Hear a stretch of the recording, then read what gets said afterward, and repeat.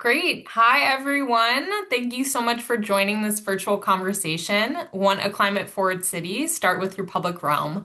Sponsored by Reimagining the Civic Commons. I'm Jasmine DaCosta, a senior program officer at the William Penn Foundation on the Environment and Public Space team. And I'll be your host and moderator today. So I'd like to introduce the topic, then we'll get to the panelists and to some Q&A.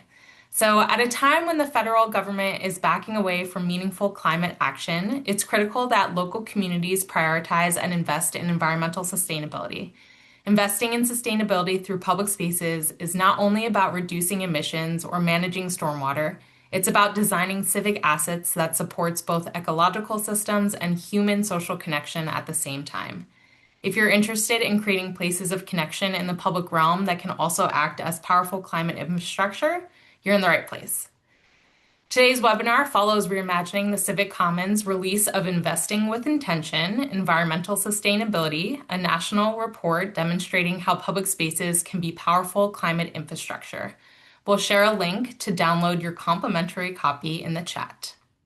Now to introduce the panelists. Our panel of renowned experts joining us today will share insights from their fields of disaster recovery, landscape architecture, and urban park systems to share how public spaces can be designed and managed to advance community resilience, and how you can bring these powerful strategies into your own community and work. We're eager to be in conversation with Dr. Daniel Aldrich, Dean's Professor of Resilience at Northeastern University. Daniel has spent more than 6 years in Southeast Asia, East Asia, and Africa, conducting fieldwork, and has published 6 books, with one on the way. Congratulations, Daniel, as well as more than 125 peer-reviewed articles, including work studying how social infrastructure can help communities become more resilient in the face of disasters. Dr. Diane Jones-Allen, Director of and Professor of Landscape Architecture at the University of Texas at Arlington, and Principal Landscape Architect with Design Jones LLC. Diane was a part of a cross-disciplinary team that won the 2020 SOM Foundation Research Prize for work that examined social justice in urban contexts and served on the 2025 American Society of Landscape Architects Biodiversity and Climate Action Task Force. And then finally, we are joined by Tony Sorrentino, Chief Executive Officer of Fairmount Park Conservancy, where he oversees all aspects of the organization's strategic leadership, organizational management, resource development, external relations, finances, and board relation in the service to its mission to bring parks to life. Tony brings more than 25 years of experience advancing transformative initiatives across Philadelphia's cultural, academic, and nonprofit sectors. Great. So to get us started, first question is for Daniel. You've been researching the role of social capital and social infrastructure for community resilience for more than a decade. Based on your research, why are our shared spaces of gathering so critical for climate resilience? Yeah, it may seem weird to argue that parks and libraries and playgrounds are critical, but actually there's two real important reasons why they are. One is that we need these spaces to bring us together. We can't get stuff done as society without really having trust and agreement.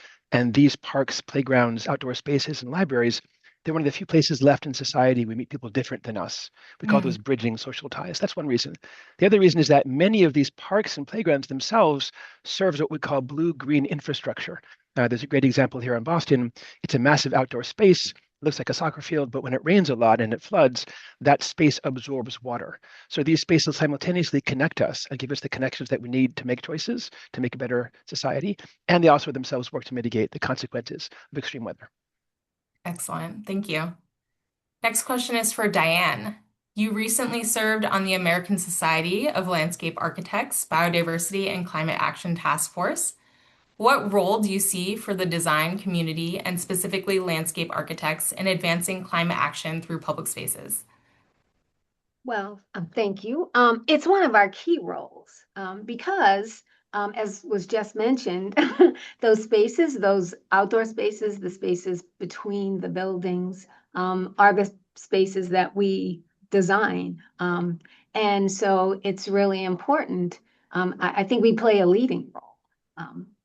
Just to say that as a landscape architect, because we work with communities and, developers, city agencies to make these spaces happen. So I think that that's why, in the ASLA and putting forth this climate action plan, that they looked at how individuals, how chapters, and how, the profession, the membership in itself can, tackle climate and resiliency, because that's really the key to the profession of landscape architecture.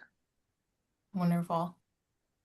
Next question is for Tony. As the leader of a citywide parks conservancy, what opportunities do you see for parks and public space managers on the ground in cities to elevate the ambition of a climate-forward city into the day-to-day work?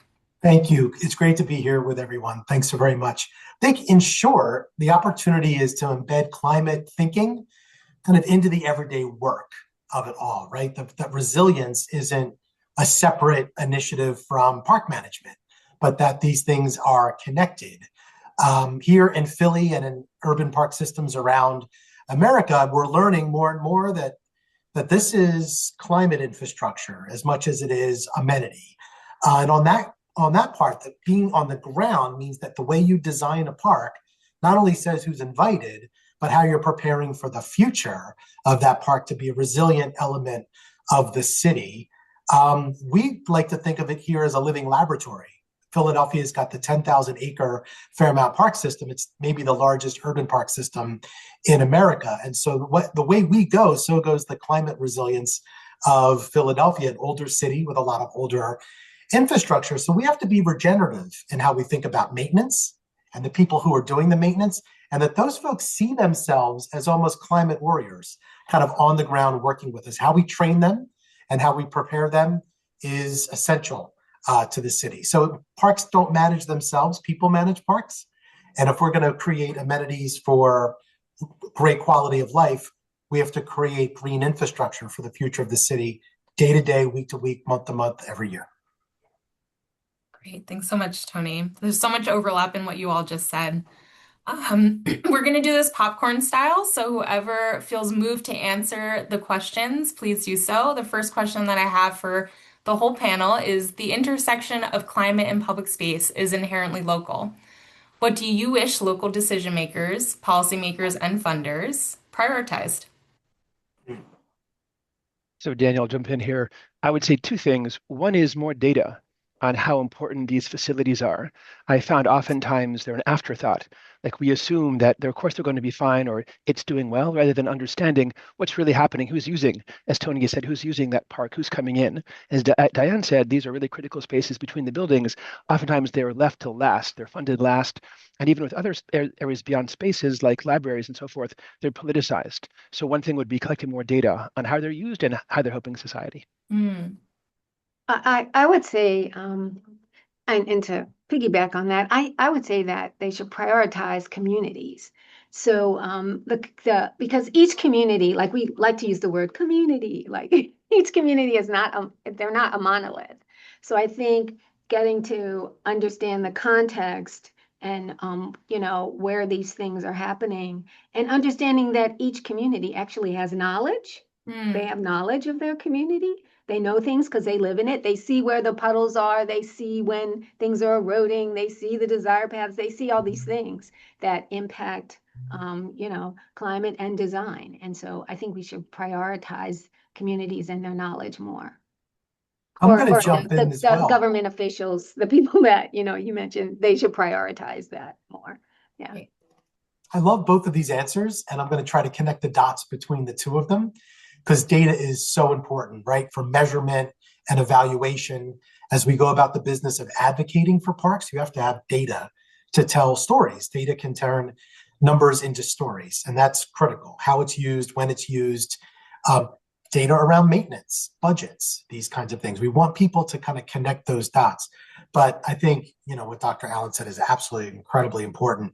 In Philly, there is no one central park. Like, say, for example, in Manhattan, we're a loose confederacy of neighborhood parks. And so city planning in Philly is neighborhood planning, and neighborhood planning in Philly is park planning.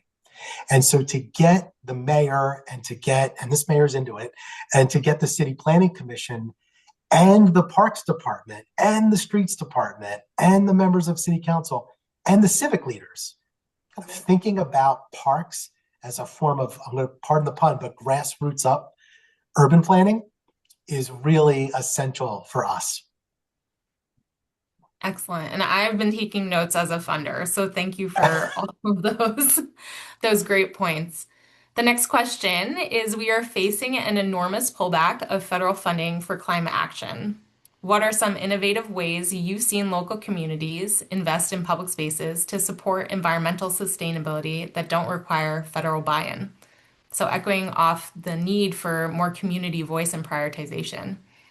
Yeah, I've noticed looking at a lot of these places in the Northeast, at least, community bonds, municipal bonds are still the old school way of handling building parks and places. But in reality, there's a lot more interesting things we could do, bottom up ways of the community itself to own some of these spaces. So there's a new approach right now that each person living by a park or a spring or a lake, they take out a small piece of their mortgage or their rental property, maybe $100, and they pull that money together, and then that money goes into improving or building that space. And then as that space then becomes a place of gathering, the property values rise, they're getting that money back even more. That helps keep the value of the community rather than going to a commercial developer. It helps it keep it in the community, and it's of course it's what they wanted. They themselves raised the money for that spot. So I found that to be really inspiring as a way of doing this kind of grassroots bottom-up thing that Tony just mentioned. Excellent. Yeah, I And think is that usually self-organized by the community? Do they identify which space they want to prioritize? Oftentimes, this is for a brand new space that hasn't been there before. So in communities that don't have a library, in the communities that don't have a park, communities that lack recreational spaces, this is one way of them figuring out what a priority is for them. And literally, they're putting their money where their mouth is. They're participating, budgeting this process themselves. Oh, awesome. Yeah, I just want to say that I think that those kind of innovative funding mechanisms that often had been thought about, CDCs, all those kind of things that have been thought about when you're thinking about buildings, like moving that to open spaces, like the same kind of innovative development tools that were used, for housing and other kinds of development should now, which are, you usually don't think of those things for parks. Parks are usually like public works or something. But I think that being able to use that kind of creative thinking for open space, especially now that, we're kind of understanding the importance of it. So, yeah. Great. Yeah, I'd So like to, borrowing from other sectors. yeah, and I can jump in here and talk about the private sector. The Fairmount Park Conservancy, where we are here, is a public-private partnership. And so we exist to raise private money to help advocate for park planning, resilience, amenities, and whatnot. So we have a very robust fundraising division that goes to corporations and foundations, individuals, to raise money that's not from the federal government or maybe from the state government. City governments are going to be strapped more and more when it comes to parks funding. So we exist in this model. When we were created, it was based on the Central Park Conservancy model, which grew up in the 80s under Mayor Ed Koch, which was, how do we finance this park system when the city is not robust? In Philly, there's this wonderful example with the Philadelphia International Airport, which reports up to the mayor, just like a river port. Our airport has to generate funds for the city. It's a part of the city. Whenever an airport needs to expand, it means runways, and runways mean concrete, and concrete means stormwater runoff. Well, just so it turns out, we have a 350-acre park in South Philadelphia next to the airport called FDR Park. And if the airport's going to expand, they need to do some kind of mitigation around that. And we've been so fortunate to work with them over the last couple of years that they're financing a 133-acre wetland restoration project in South Philly. So picture yourself in an aerial view looking down on a city. And in the middle is this 350 green blob. And around it are 4 sports stadiums, a Navy yard, and an airport. That's FDR Park. And there's a river runs through it. So as cities get hotter and wetter and the river rises, the park's going to flood. You add more concrete, more flooding. So in a partnership with the airport, we've been able to let the water kind of breathe, let the water kind of come in and out naturally, and not try to plan human activities on what should just be natural and ecologically restored areas. And that's being financed by the airport. And that's been a really wonderful model for us. Awesome. So local partnerships, public-private partnerships, all are going into different models. Yeah. So next question is, what is an example of public space delivering climate resilience in the US or in other communities across the globe that you find particularly interesting and inspiring? So I'll jump in, Daniel, here. So I've been working with one down in Louisiana called Restore or Retreat, which has been building marshland and small islands off the coast of areas that are very vulnerable to shocks, especially things like flooding and hurricane winds. So they're literally rebuilding and repopulating these marshlands, not only with grass to keep the soil in place, but also trying to bring in, for example, the endangered brown albatross, they're trying to bring in other animals, and also making it into a recreation and fishing spot. And really, I think that kind of area, bringing in multiple stakeholders. So people want to see more fish, they want to see more wildlife, they want their homes to be more secure during shocks and disasters. So I think that's a great example of this kind of area that has multiple solutions for the community. Not just one group is being benefited here, multiple people are benefiting from the process. Excellent. And can you see where that was again, Daniel? Yeah, in Louisiana. Oh, in Louisiana. Awesome. Yeah, some of the projects that were done after Sandy, Mhm. yeah, in New York, a lot of the work done by Kate Orff, especially the rebuilding of some of the, storm kind of surge protection that was done. I think, that definitely because that's one thing as Sandy and even Katrina, it was really storm surge.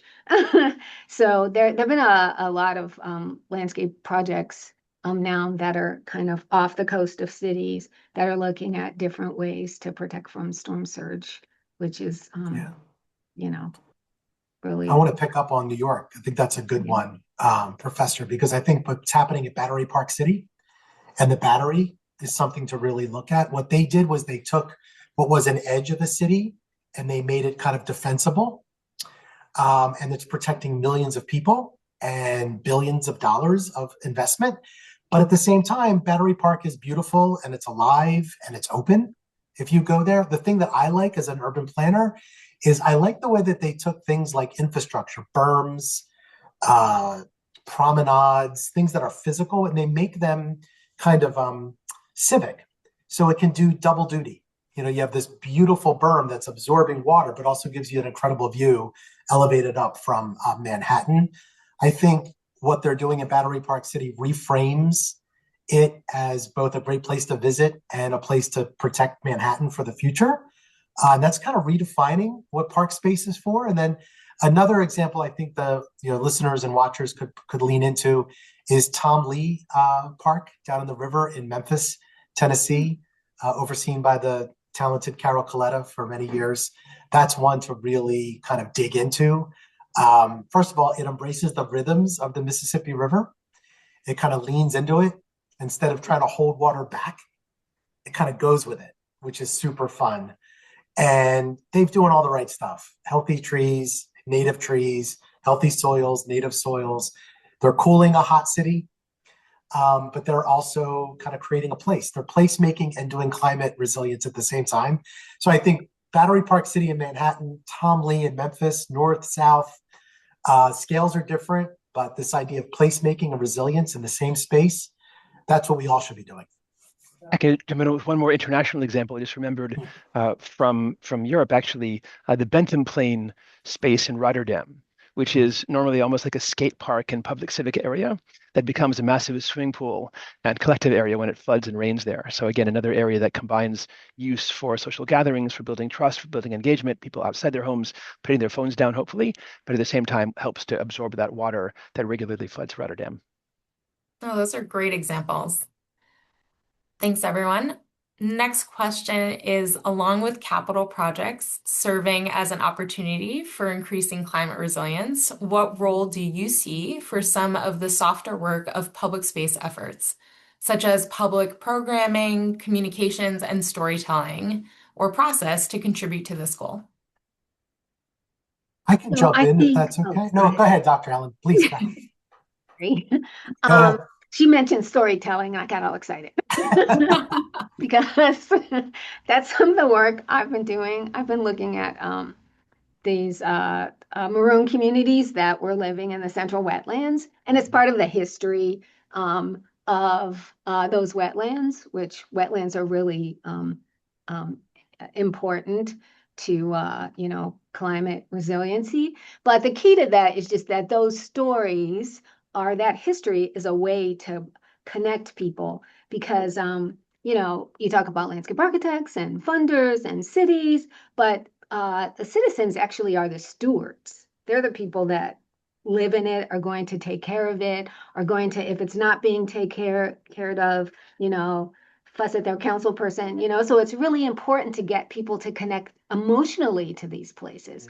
So I find that the history and stories, of these landscapes and communities are really important to connecting people, so that these places can work and last and have meaning.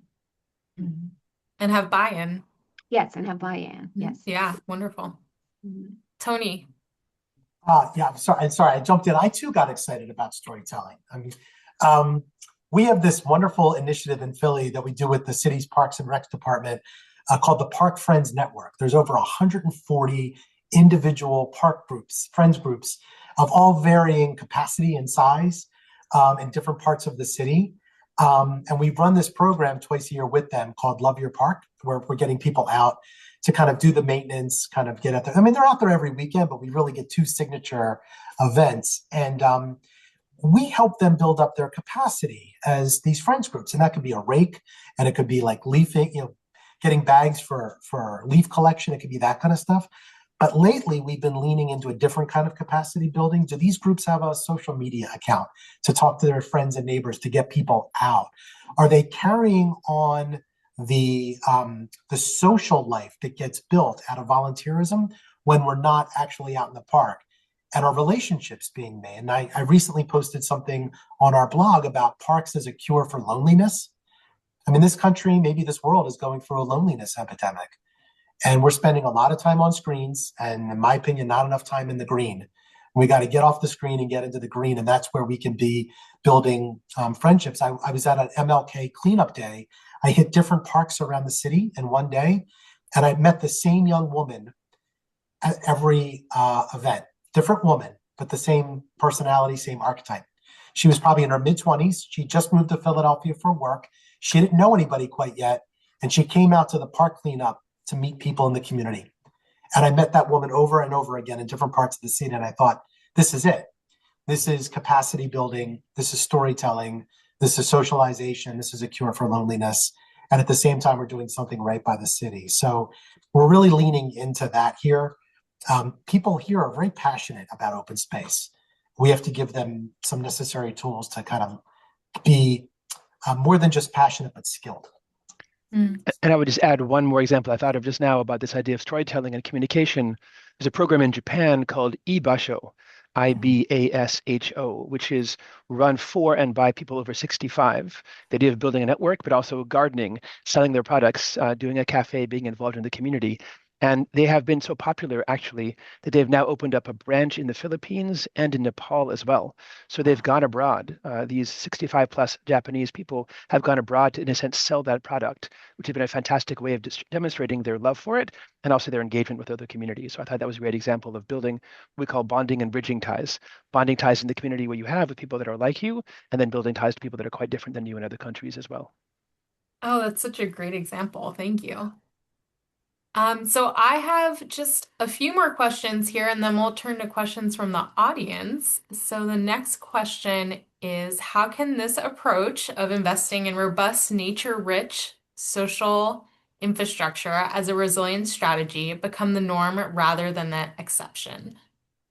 Yeah, this is a great question. And I think one of the challenges is oftentimes some of our departments are sort of path dependent on what was done in the 60s and the 70s, which is, building bridges and roads and dams. I think the more data that we get, the more stories that we talk to, and the more people that we understand, the better we recognize how critical these spaces are. These are not included in the 16 critical infrastructure categories North America has built. But I would argue Mm. they really are. Without the trust that we build at these parks, without having connections, that the ability to connect to people, we won't have a society that functions well. Nothing will work. No plan at the local, regional, or national level. So I think trying to flip the script and say, if we don't have a society that can connect, if these places that knit us together, like a park or an outdoor space, can't be a center of our lives, we're really going to be even more polarized and isolated than we are already.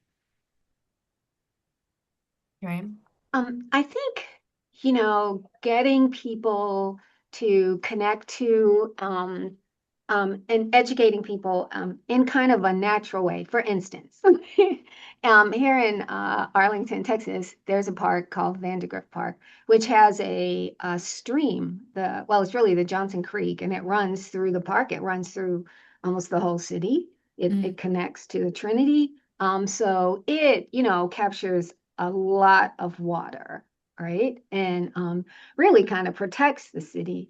But I think the way that it's often kind of there's like limited access to it, or there are places where they have paved, it. I think that if there are some places like through the park where you actually can go like up to it, right? And walk alongside it.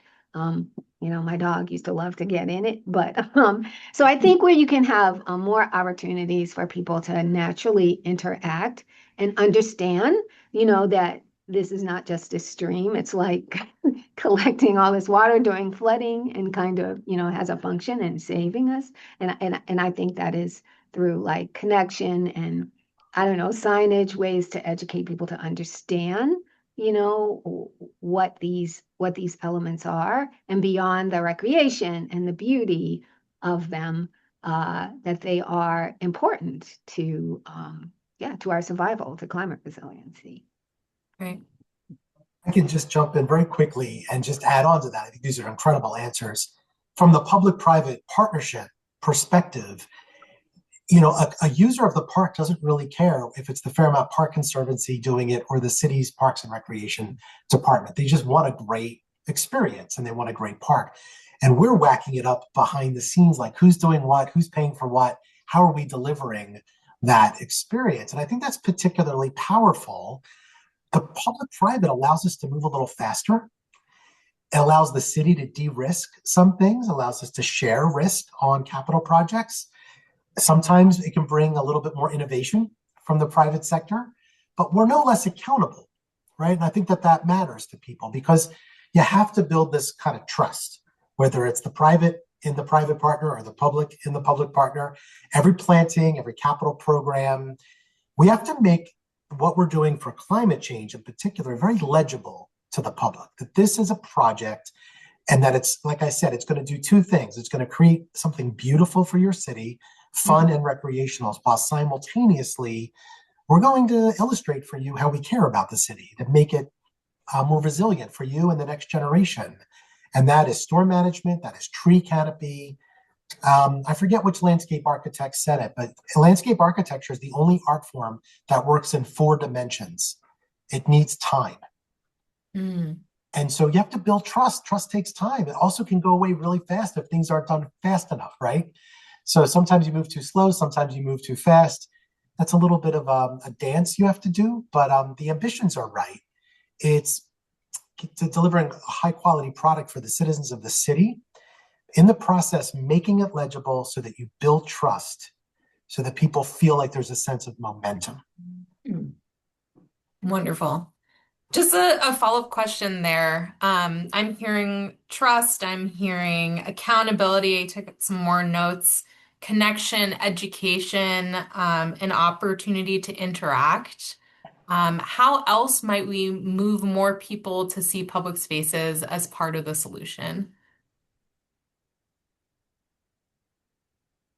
Anything that wasn't said? Yeah. I can jump in here. I think, a lot of schools have gone to more online learning, at least in North America, the schools that I'm familiar with in Boston, for example. And I think, in the olden days, we really invalidated the idea of outdoor education to some degree. and getting kids off their screens, encouraging them to spend time together. A lot of these areas are quite full of adventures. And I think of areas like Central Park in New York, for example, or parts of Singapore, which have these massive urban parks. So the more that we can do to begin educating children from an early age that this is their space as well, rather than encourage them to retreat. And I think I would echo what Tony said earlier, that we are in a time, I think, of high isolation and loneliness. And really, in a society that's so isolated, where oftentimes red and blue define us, or politics define us, these are the spaces left in society where I might meet someone who thinks different than me. So it can't be overemphasized enough that we may not have any spaces left in society where we could be purple, except in these kind of parks and spaces. I Love love that. the quote. Yeah, it's interesting that during COVID, actually, COVID was responsible for an increase in park use, believe it or not, because it was one of the few places where you could be outside, right? You didn't have to really pay, and there was all kinds of wonderful things that happened when there were less cars on the street, more people walking, more municipalities after that putting more money in parks. It was great for landscape architecture because more cities said we need to build more parks because this is a place where people can go. So it's like how soon we forget, and then just keeping that momentum and like you said, getting people to now that post-COVID other things are open and people are starting to retreat to go to do other things where parks were like kind of it, right? And attendance was way up, and people got to understand just the beauty and the health the health aspects of them. Yeah, I want to pick up on that because we run this program here called We Walk, which is we have talented people here on the team doing this. It gets people out of their neighborhoods and into the park, walking in groups. It's really, I encourage you to go look it up and read more about it than I can explain on this call, but it's a wonderful way to animate the park, get people of all backgrounds mixing together, enjoying nature, enjoying each other, building community and exercising and health. And it's a really kind of wonderful program. It's becoming a bit of a model around the city and around the country. I'll also say this about people and the busyness of our lives. I feel these days that the disposable hour is more valuable than the disposable dollar. Now, that might sound like a bougie thing for a guy like me to say, because who am I to say what someone's disposable dollar is?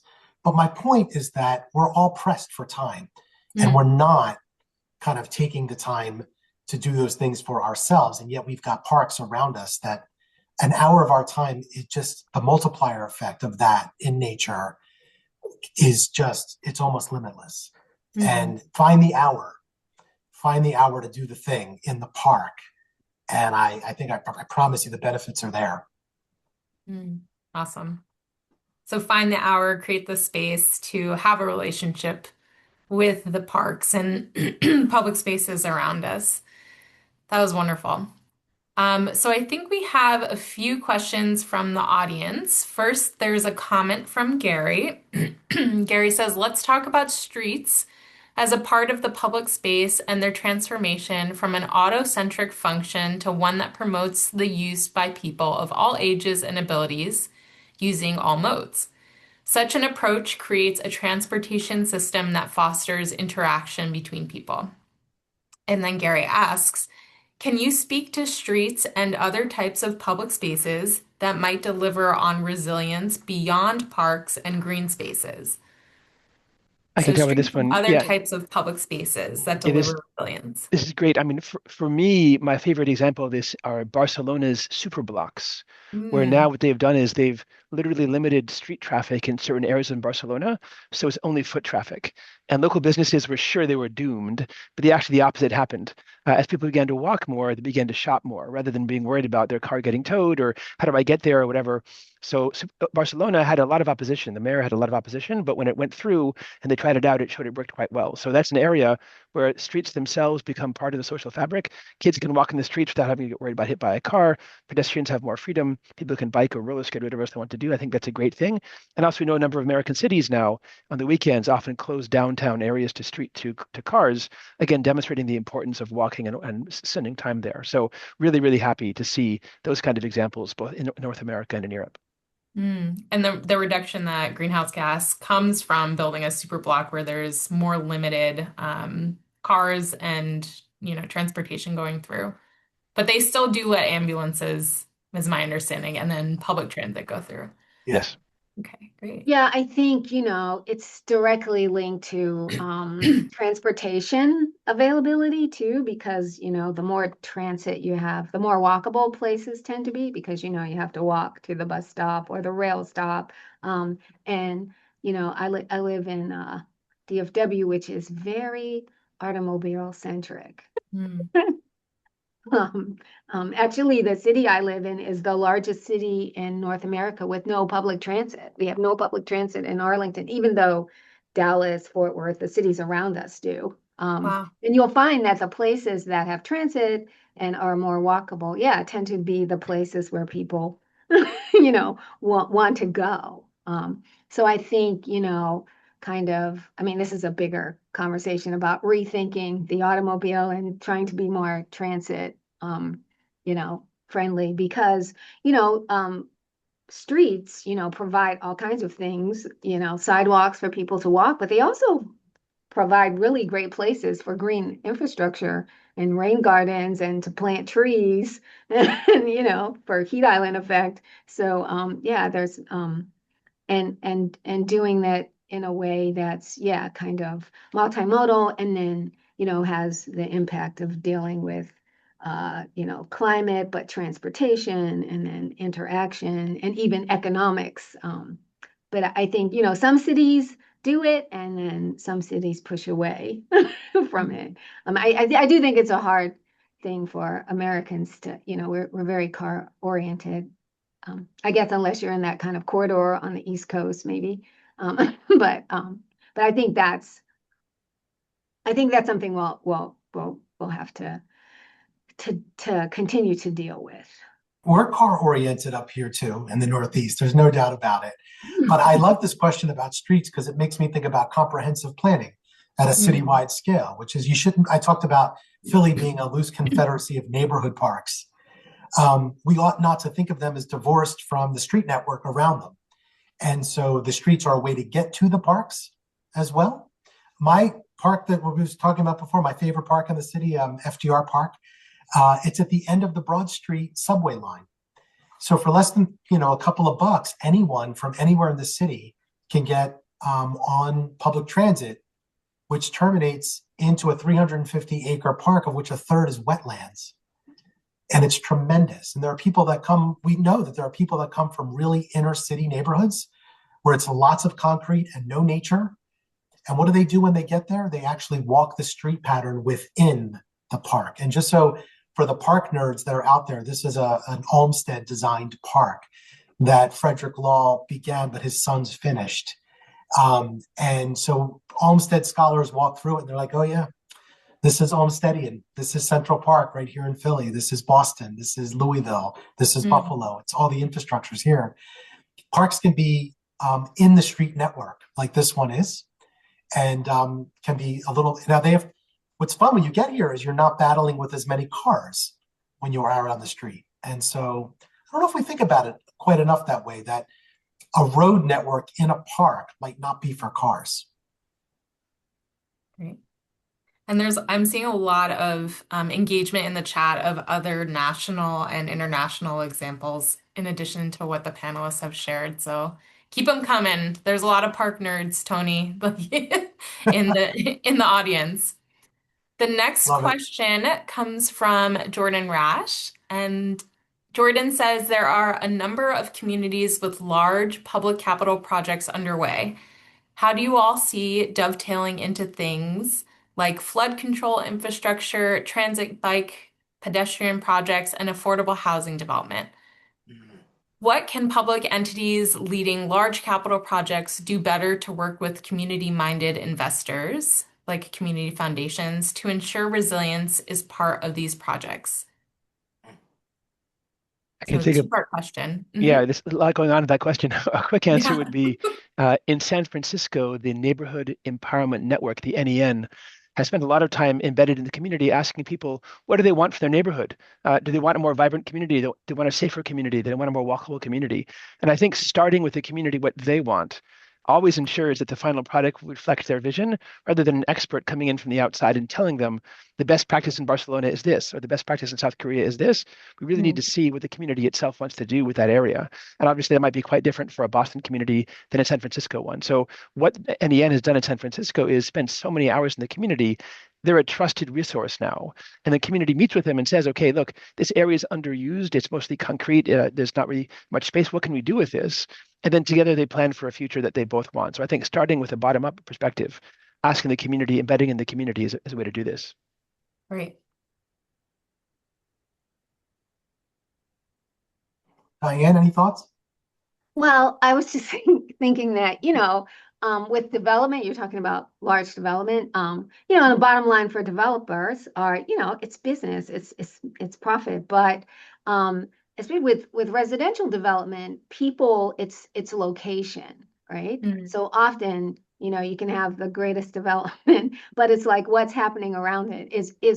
Are there places to shop? Is there a park? Are there, so those things that happen within a community, like where this development is located, does impact, the developer and, his investment and how much money he's going to put in it, because, he's looking at the return. And so it does depend on those things that are happening, around it, like those things that make context. people, want to be there in that location. I'll just drop another, maybe something provocative in here, but I like the business improvement district model for downtowns across the country. This idea that property owners dig into their pockets just a little bit deeper and help finance these models that do supplemental public space maintenance. I haven't found a great example yet. I'm studying about parks, but one wonders if urban municipal park budgets aren't as robust as they ought to be across the country. Is there some kind of model we could be looking into? Because to Professor Allen's point, one of the great beneficiaries of a wonderful park system are those that design, build, manage real estate, private real estate. And so we're talking about the interplay between public space and private land. And one's value goes up while the other one kind of stays as it is and sometimes degrades. We can't have that. How do you pay for the public life?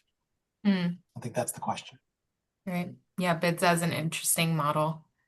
Yeah. Great. Thank you. Parks have a great impact on development. And if you look at the High Line, right, which is a piece of elevated green infrastructure, it's wonderful, but it did raise the property values and it caused a lot of displacement. So there is something called green gentrification.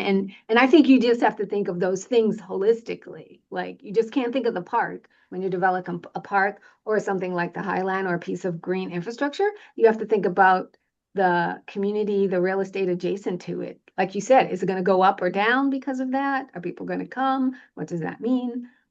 Yeah. And you have to think about, of course, all the wonderful, climate and resiliency benefits that come from that. I'm not saying please build green infrastructure, but I'm just saying you have to think of it. It doesn't sit in a bubble, right? It does have impacts. Yeah. And balancing those social and environmental impacts and hopefully working with community to identify their needs, whether it be affordable housing or greater access. So this is great. Next question is from Joel. I love these examples of large capital projects, says Joel. And can you also talk about the role of smaller scale projects that people can feel in their neighborhood and on their block? So smaller scale projects that people can feel in their neighborhood and on their block. What could this look like at a more micro level? Yeah, this is a great question. I think we don't have to have big capital to do this. I'm thinking of rain gardens, for example, or rainwater harvesting. Every homeowner could do these kind of activities that reduce the impact, for example, of a large flood or a large rainstorm. So that very easy for people to do that. Also, many of these are micro parks. Japan, they have a thing called pocket parks. So even for a large, highly dense area, there are often very small areas nearby where people can evacuate if there's a fire, they can gather nearby to talk if there are kids to play with. So you don't need to have massive, large-scale projects, which I think are great to make this work on a small scale as well. Awesome. Yeah, a good example is the New Orleans Community Adaptation Project. It was a pilot project in New Orleans where they picked a neighborhood that had flooded, and they actually, Gentilly, they actually did do another massive kind of stormwater project. But in this project, they gave residents, I guess about 20,000 and they paired them up with landscape architects and a contractor, and they had to use it on their property to do stormwater management things like rain gardens and permeable paving and dry creeks, bioswales. It was a whole list of things, and people loved it because they got all this improvement on their property. But what they found out is that it reduced the amount of water on the street. It reduced the flooding in the whole neighborhood because of these interventions on, and this is like, single family, detached, but kind of close together because it's New Orleans, but single family homes with, that had yards, front yards and backyards. And so they tested, and it took so much water before it got into the system, which is really great for New Orleans, before it got into the drainage system. So those kind of thing. And it also was educating for people, like, oh, they learned what a rain garden was, and they were really excited about getting their concrete taken up and getting permeable pavers. And those things that actually, it's a great way to educate, learning that, the little thing that you do, on your property, you have an impact, on the greater well-being. So I thought that was a really great project. I have just a fun little example. In Philadelphia, there's a neighborhood called University City. It's where Penn and Drexel and hospitals are. It's a high concentration of anchor institutions. And about 25 years ago, a little organization got started called UC Green, University City Green. And here was the gig. Not every homeowner wanted a tree on their block. Some people are not into trees. Oh, it's going to break the sidewalk, or things are going to drop, or I have to maintain it. Trees are nothing but trouble. And we wanted more trees. We wanted a shady neighborhood. So they would raise the money to get the tree, give the homeowner the tree for free to put on the sidewalk, and then give them the skills and the materials and the equipment to prune, water, nurture, take care of. But the only way you could get a tree was if the entire block agreed. And so what it did was it made kind of kinfolk out of people that might not have been neighborly before.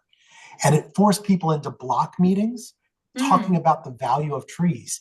And if you got 100% of the homeowners, let's say there were 60 on a block, if all 60 people said, I may not want a tree, but if Jasmine wants one, I'm okay with it.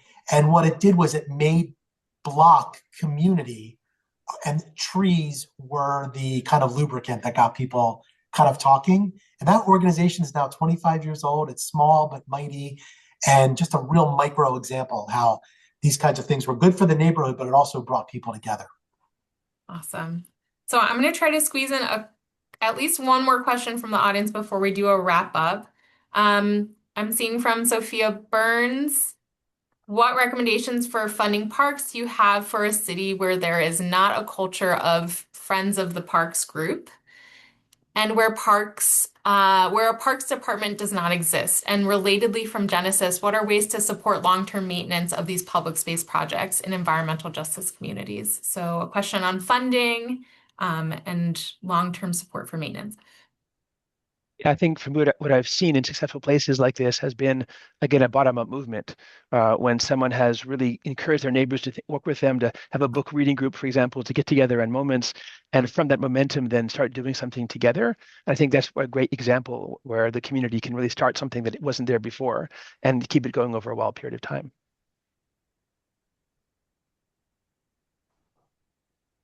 I can jump in here. I mean, in terms of funding, there are corporations and businesses in towns where there might not be a strong park culture, but I imagine that there are people who work for those companies and those organizations that might understand how the park leads to the quality of life quality of life might lead to customers. I hate to make it so commercial, but there's a reality to that. And there's nothing wrong with that. There's nothing wrong with engaging the business community to have them, like I said, who pays for the public life? And I think that takes a little bit of advocacy. And if there's no organization yet, it's going to require a volunteer at first to kind of go out and do it. And it starts small. It starts with a park cleanup and then it grows out from there. So I would encourage anybody in that space to think a little entrepreneurially, maybe a little commercially, and that's okay because it's for the greater good. Great. All right. Diane, any thoughts? If not, we're gonna go to a little wrap-up question. No, I think they gave great answers. Wonderful. Okay. So to close our session, what is one insight each of you hopes folks will take away from today's conversation? I'll just jump in and say, I hope that people recognize the incredible multiple levels of value we get from these places. It's not just a park for walking, it's a park for meeting, for building new friendships. It's a park for people improving their mental health or for local businesses getting more people. So the poly benefits from these kind of spaces are really critical to emphasize, going beyond just sort of a cost benefit of analysis that we often do for these places. We have to think about the multiple levels of psychological, social, other benefits that come from a park, from a green space, from outdoor areas. Well, I think that I hope they got, the importance of community, community health, happiness, knowledge, and, especially when we're looking at, open space and that, its impact, open space's impact on community in terms of climate resiliency and, the sustainability of, communities because of, the threats from not dealing with climate and how green and open space can help us in this fight, but also that communities are really important in terms of the fight and in terms of stewardship. Yeah. I would say that whether it's Manhattan to Memphis or Philly to San Francisco, there is not one size that fits all here. It's deeply colloquial work. And so I think park planning is neighborhood planning. And that to parrot what was said earlier, the experts are actually the neighbors. They know what they know, maybe more so than a city planning department. But the magic is when you've developed a kind of mechanism for a private sector, a public sector to come together in the service of a public good. Excellent. Well, I want to thank everyone, Daniel, Diane, Tony, thank you all for these wonderful examples, national and international. Thanks to the audience for joining. You all were super engaging, and I love all the sharing and suggestions that are happening in the chat. Thank you to Next City for hosting us.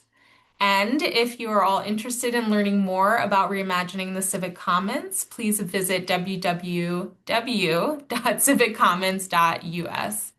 Thank you all. I hope you have a great rest of your day. Thanks, everybody. Thanks, Jasmine. Great job. Hey, thank you.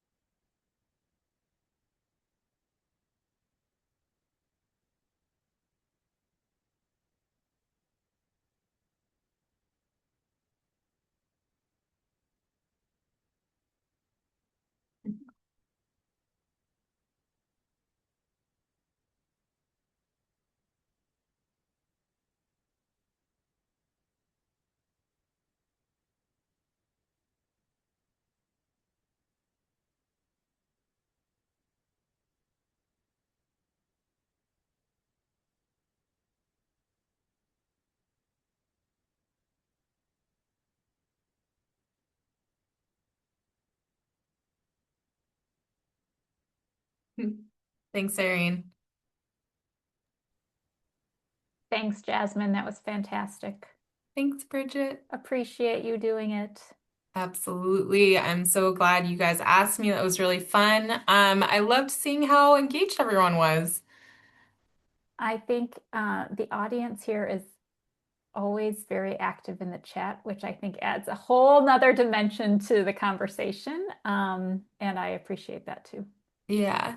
I was trying not to get too distracted. Everyone's so great.